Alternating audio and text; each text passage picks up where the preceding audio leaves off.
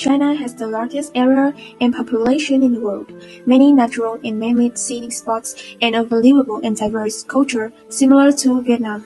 First, it is about Chinese people. China recognizes 56 ethnic groups, of which the Han people account for the largest population, about 91.51% of the total population. China is inhabited by about 20% of the human species, with a population of 1.3 billion out of 6.4 billion people worldwide. The Chinese pay much attention to many issues: building a house, expanding a business establishment, a shop, about marrying a daughter. Especially for the East Asian people, home is the most important place in a person's life, related to the fate, success, or failure of family members. Therefore, they are always attentive. Second, we will describe about Chinese culinary culture. China is known as a country with the oldest cultural history in the world. It is special by the combination of food, taste, flavor, and the way the dish is presented. They take wholeness seriously, so even the dishes are fully expressed. If it is missing, it will be a bad thing with the meaning that the matter cannot be undertaken. For example, fish dishes are made whole. Chicken is cut into pieces and then fully arranged on a plate. The food must have attractive colors and flavors that captivate dinners. When eating, the fishes are placed in large plates and arranged in the middle of the table for all family members to share. When at the restaurant, the dishes are presented on a large round table. that rotates in the middle so that everyone can rotate the food around. Do you know the first pair of chopsticks to eat were invented by the Chinese? Third is the art of tea ceremony. China is the cradle of the tea ceremony. Drinking tea, growing tea, and enjoying tea all have their origins in China. Despite having gone through over 4,000 years of history, enjoying tea has always been an indispensable habit in Chinese life. The Chinese tea ceremony is the art of drinking tea to practice the way, understanding the way, training Xingxing, and also cultivating the body. The Chinese tea ceremony is a combination of art, ethics, philosophy, aesthetics, and religion. It is not only the habit of drinking tea, but also the quintessence, filling each position, talking about the teachings of the ancients. Fourth, we can't help but mention the traditional Chinese custom that is hanfu. Hanfu is also known as the Shanghai skin. Appearing from the Qing dynasty, the combination of ethnic cultures and different cultures is still a typical traditional custom today.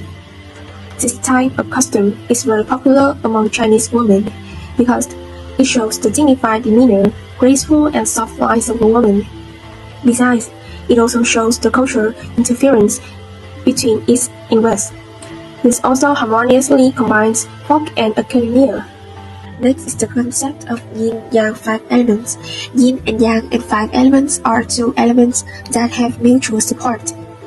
In classical Chinese philosophy, the yin and yang of the 5 elements is considered as an extremely important factor in assessing the surrounding phenomena.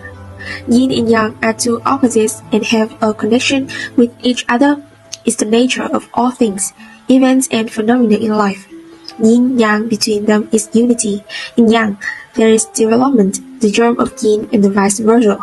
5 elements are operating and changing according to 5 basic elements: metal, wood, water, fire, earth. Asian materialism holds that these 5 elements are the basic elements that make up all matter. And the most important thing that makes China unique is Chinese material arts. Material arts is a unique traditional culture of China. With a history of thousands of years, Chinese material arts is the common name of Qigong, a Chinese material arts created by the Chinese. Around the beginning of the 20th century, with the collapse of Qing dynasty, Chinese material arts reached a certain status and became a material art with a strong emphasis on wushu. To this day, material arts are promoted as a form of physical exercise. Finally, we must mention Peking opera, the name of folk rather than hockey, also known as Gongsun Tuang. This is memoir drama using Gongsun's voice to sing. Peking opera circulates mainly in southern Jiangsu, Beijing, and Hebei. In 2001, Gongsun was recognized as an intangible cultural heritage. Hunshan was born 600 years ago and is the most complete form of performance in the history of Chinese opera. They play an important role in Chinese music and literature because of their lyrical and delicate movements. Gongsun is a combination of singing and performing arts. The literary world chose the golden age of this art as a means of communication. They continued to be popular operas until their demise in the mid-20th century. However, with the unique features that this type brings, they have gradually recovered from the end of the 20th century to the present.